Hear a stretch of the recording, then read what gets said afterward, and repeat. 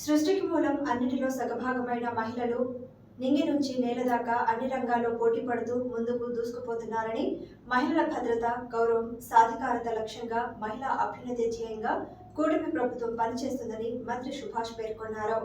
ICDS project Ramachandrapuram ఆధ్వర్యంలో అంతర్జాతీయ మహిళా దినోత్సవ వేడుకలు డాక్టర్ చెలికాని రామారావు స్మారక భవనంలో ఐసిడిఎస్ సిడిపిఓ వరాహలక్ష్మి అధ్యక్షతన వైభవంగా కన్నుల పండువగా చేశారు. ఈ కార్యక్రమానికి ముఖ్య అతిథిగా హాజరైన మంత్రి వాసంశెట్టి సుభాష్ మాట్లాడారు. నారీ లోకానికి మహిళా దినోత్సవ శుభాకాంక్షలు తెలిపారు. ఈ సందర్భంగా అంగన్వాడీలు ప్రదర్శించిన నృత్యాలు ఎంతగానో ఆకట్టుకున్నాయి. ముఖ్య అతిథిగా విచ్చేసిన మంత్రి సుభాష్ను మరో అతిథి సత్యం వాసంశెట్టి ఫౌండేషన్ చైర్మన్ వాసంశెట్టి సత్యాన్ని ఈ సందర్భంగా సత్కరించారు. కార్యక్రమంలో కూటమి పార్టీ నాయకులు పొలిశెట్టి చంద్రశేఖర్, ఎంఈఓ నాగేశ్వరి, డాక్టర్ కవిత, అంగన్వాడీ అసోసియేషన్ జిల్లా కార్యదర్శి మేడిశెట్టి దుర్గా, ప్రాజెక్టు అధ్యక్షురాలు వీరలక్ష్మి, సూపర్వైజర్లు, టీచర్లు, ఆయాలు పాల్గొన్నారు. అనంతరం కేక్ కట్ చేసి శుభాకాంక్షలు తెలిపారు. మన ప్రీతమ ముఖ్యమంత్రి నారా చంద్రబాబు నాయుడు గారి ఆదేశాల మేరకు నేను కృష్ణా జిల్లా వెళ్ళటం జరిగింది. ఆ రోజు అయ్యో నా రామచంద్రపురం నియోజకవర్గ సోదరి మనల్ని కలుసుకోలేకపోయిన బాధ మాత్రం ఖచ్చితంగా ఉంది. మరి ఈ రోజున మళ్ళీ అది నిర్వహించడం నేను ప్రత్యేక కృతజ్ఞతలు తెలియజేస్తా ఉన్నాను.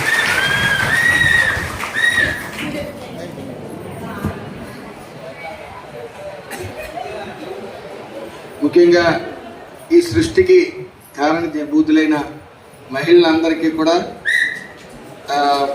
అంతర్జాతీయ మహిళా దినోత్సవ శుభాకాంక్షలు.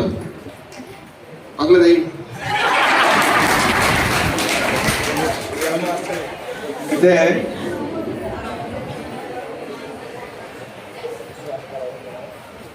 మీలో ఒక్కడిగా మాట్లాడాలంటే బయట ఎంత పుల్లు సింహాల కింద నేను మంత్రి అయినా బయట ఎంత పుల్లు సింహాల కింద బతికినా ఇంటికి వచ్చేటప్పటికి మాత్రం మీకు లోబడే ఉండాలి ఆడవాళ్ళు.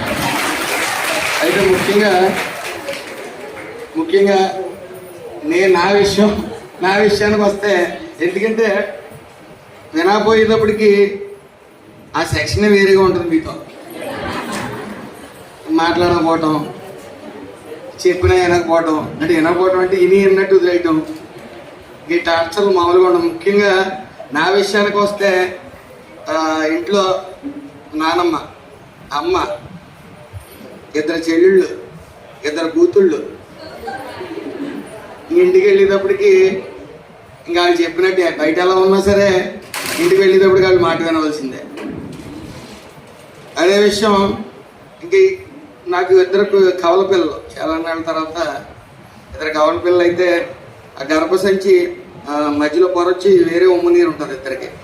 అంటే ఒకళ్ళు పడుకుంటే ఒకళ్ళు లేచి ఉంటారు, ఒకళ్ళు ఆటలాడుకుంటుంటే ఒకళ్ళు చదువుకుంటూ ఉంటారు. ఇద్దరికి వేరియేషన్ డిఫరెంట్గా ఉంటుంది. నేను ఇంటికి లేట్కి వెళ్ళినప్పుడు ఒకళ్ళు మాత్రం లేచి ఉంటారు ఖచ్చితంగా. ఏమో ఇంకా పడుకోలేదంటే, నువ్వు లేట్గా వచ్చావు కదా అందుకని నేను లేట్గా పడుకున్నాను. అన్నిటికి కారణం ఏంటంటే పొద్దున్న లేట్గా లేస్తారు ఇద్దరు మాట మీద ఉంటారు, స్కూల్కి వెళ్ళమంటారు. ఇంకా అక్కడ నుంచి అదిగో నీ వల్ల వీళ్ళు స్కూల్కి వెళ్ళలేదు, త్వరగా వచ్చుంటే వీళ్ళు త్వరగా పడుకుందని టార్చర్. అయితే మగపిల్లవాళ్ళకి ఏం కొనాలన్నా సరే ఓ చెడ్డీ, ఓ షర్ట్. అదే ఆడపిల్లకి ఎన్ని కొన్నా సరే సరిపో, పట్టీలు, చోదిద్దులు, ఆఖరికి ఇవన్నీ వంకీలు, ఎన్ని కొన్నా కూడా సరిపోవు. అయితే అది కమాండింగ్ కూడా ఆడపిల్లలు వచ్చేటప్పుడు తండ్రి దగ్గర ఎవరో బతిమాలరు, మీరు గమనించారు లేదో.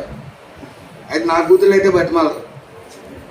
వచ్చి నెక్స్ట్ వీక్ నుంచి కంటిన్యూస్గా ఇటు టైలరింగ్, ఎంబ్రాయిడింగ్, బ్యూటీ పార్లర్ కూడా పెడుతూ, అలాగే కొంతమంది ఏదైతే ఆర్థిక పరిస్థితి చాలా దారుణంగా ఉందో వాళ్ళ పరిస్థితి మాత్రం వాళ్ళ గురించి కూడా ఈ ఆర్గానిక్ ఫార్మింగ్ అని సుమారు గవర్నమెంటే 5 ఎకరాలు 10 ఎకరాలు చూపిస్తే ఖాళీది ఈ ఆడవాళ్ళని ట్రైనింగ్ ఇచ్చి, ఈ కూరగాయలు పండించడంలోనే ట్రైనింగ్ ఇచ్చి, ఆ కూరగాయలు వచ్చిన తర్వాత డ్రైయర్స్తో వాటిని పౌడర్ చేసి మళ్ళీ వాళ్ళే కొనుక్కునే విధానాన్ని, అంటే సుమారు 10 నుంచి 15 వేల రూపాయలు నెలకి ఇంటికాడే ఉండి సంపాదించుకునే విధానాన్ని మరి ఒక టీం అనేది వస్తుంది. అలాగే ఈ పచ్చళ్ళ తయారీ కేంద్రం ఒకటి పెట్టించడానికి ఒక టీం వాళ్ళు ఎలా చేయాలి ఏంటి అనేది వాళ్ళు తెలిసిపోయి వారికి నమ్మకం కలిగే రీతిలో కార్యక్రమాలు రూపొందించి ఆ తర్వాత మీరు అమలు చేసేలాగా ఉండాలి. ఇప్పుడు మీరు 14 lakh వర్కర్స్ ఉన్నారు ఆల్ ఓవర్ ఇండియా. మీరు 8 కోట్ల మంది చిన్నపిల్లల్ని మీరు బాధ్యత తీసుకుంటున్నారు అంటే ఇమాజిన్ చేసుకోండి, ఈ జనరేషన్లో మీరు 8 కోట్ల మంది పిల్లల్ని మీరు సరిగ్గా మీరు పోషకాహారాన్ని కానీ చదువు కానీ సరిగ్గా చేయగలిగితే నెక్స్ట్ వాళ్ళు 20 years తర్వాత జనరేషన్ ఎంత తేడా వస్తుందో అని ఆలోచించారు. సో అందుకని అంగన్వాడీ వర్కర్స్ ఇంపార్టెన్స్ అనేది అంత చాలా మందికి తెలియదు, కానీ ఇప్పుడు అంగన్వాడీ వర్కర్స్ వాళ్ళ బాధ్యత అనేది ఎంత ఉందో మీకు ఇప్పుడు అర్థమవుతుంది. విద్య అనేది పుట్టుకతోనే మొదలవుతుంది, కానీ అంగన్వాడీ వర్కర్స్ అన్సంగ్ హీరోస్ అంటారు, అంటే గుర్తింపు లేని హీరోస్ అనమాట. వాళ్ళు ఉన్నతమైన భవిష్యత్తుకి వాళ్ళు ఉన్నతమైన చిన్నపిల్లలు ఉన్నతమైన భవిష్యత్తు పునాది వేసేవాళ్ళు, బాటలు వేసేవాళ్ళు కూడా అంగన్వాడీ వర్కర్సే.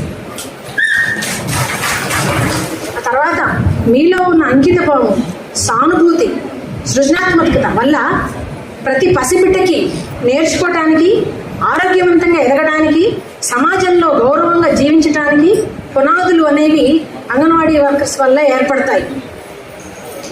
అంగన్వాడీ వర్కర్స్ ప్రభావం సమాజం మీద, వారి పిల్లల మీద, జీవితాల్లో ఎన్నో వాళ్ళ జీవితాలు మార్చిన కథలు చాలా ఉన్నాయి. మహారాష్ట్రలో ఒక వర్కర్, ఒక ఫ్యామిలీ, ఒక రైతు అనమాట, తన బిడ్డని ప్రీ స్కూల్ అంగన్వాడీ దానికి పంపించిన అంటాడు. ఎందుకంటే ఇష్టం లేదంటాడు. అక్కడ ఒక మహిళ ఏం చేసిందంటే ఆ పిల్ల మ్యాథ్స్లో సరిగా రాదు, సో తనకి ఉన్న అంటే ధాన్యం, పప్పులు, బియ్యం అట్లా రకరకాల వాటిని తీసుకుని దానితోటి ఆ పిల్లకి లెక్కలు ఎలా నేర్పించింది అనేది పెద్ద న్యూస్ లాగా వచ్చింది. అట్లాగే ఇంకో మహిళ ఇలా చదువుకోవట్లేదు, పిల్లలు ఇంట్రెస్ట్గా లేరు అని చెప్తే తనకున్న నాలెడ్జ్ తోటి వాళ్ళకి చెప్పే సబ్జెక్ట్ని పోయం లాగా చేసి పిల్లలతో పాడించింది. పాడిస్తే వాళ్ళు దాన్ని అది పాడుతూనే ఉంటారు, జీర్ణించుకుంటారు, దానివల్ల దాన్ని జీవితంలో అమలు చేయడానికి కూడా వాళ్ళకి చాలా చిన్నప్పటి నుంచే మీరు బీజం ఏర్పరుస్తారు. మూలస్థాయి నాయకులు అంటే మెయిన్ అంటే మన ఆరోగ్య హెల్త్ ఎడ్యుకేషన్, హెల్త్ సిస్టమ్కి మెయిన్ ఏదైనా సరే ఫౌండేషన్ బాగోకపోతే ఏది నిలబడదు. సో హెల్త్ ఎడ్యుకేషన్ కానీ, హెల్త్ విమెన్ హెల్త్ కానీ, సామాజిక హెల్త్ అనేది మెయిన్ ఫౌండేషన్ అనేది అంగన్వాడీ వర్కర్స్ నుంచే వస్తుంది అన్నమాట. దీన్ని శక్తివంతం చేయడం ద్వారా వారి యొక్క ప్రభావం సమాజం మీద పెంచడానికి ఎంతో ఉపయోగపడుతుంది. ఆ తర్వాత ఓసీడీ అంటే పిల్లలు వెంటనే కనకుండా దానికి జాగ్రత్తలు చెప్పడం, స్త్రీల ఆరోగ్యం గురించి వాళ్ళు మా దగ్గరికైనా వచ్చే ముందు ఫస్ట్ మీ దగ్గరికే వస్తారు, ఫస్ట్ మిమ్మల్ని సలహా అడుగుతారు. సో మీరు ఏం చెప్తే అదే వింటారు ఖచ్చితం. అది డాక్టర్ చెప్తే వినట్లేదు, అంగన్వాడీ వర్కర్స్ మా అంగన్వాడీ వర్కర్ ఎలా చెప్పిందని చెప్తున్నారు. ఐఎమ్ వెరీ హ్యాపీ, ఎందుకంటే వాళ్ళకి అవేర్నెస్ తెప్పించింది మీరే ఖచ్చితంగా. తర్వాత ఒక దేశం బాగుండాలి అంటే కొన్ని కొలమానాలు ఉంటాయి. అంటే దేశం డెవలప్ అవుతుందంటే మ్యాటర్నల్ మోర్టాలిటీ అంటే మాత్రం డెవలప్ అవుతుంది అంటే దాన్ని ఫస్ట్ బాధ్యత తీసుకునేది మీరే ఖచ్చితంగా.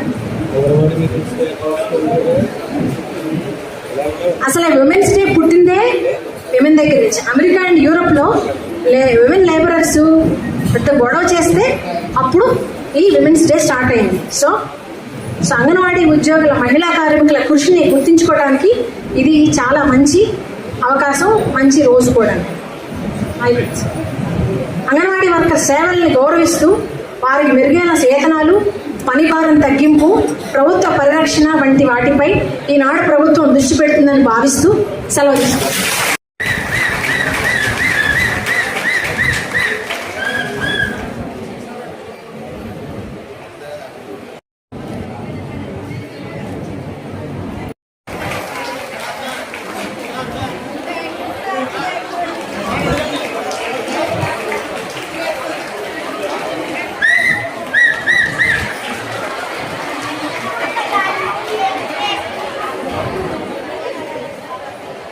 Ya,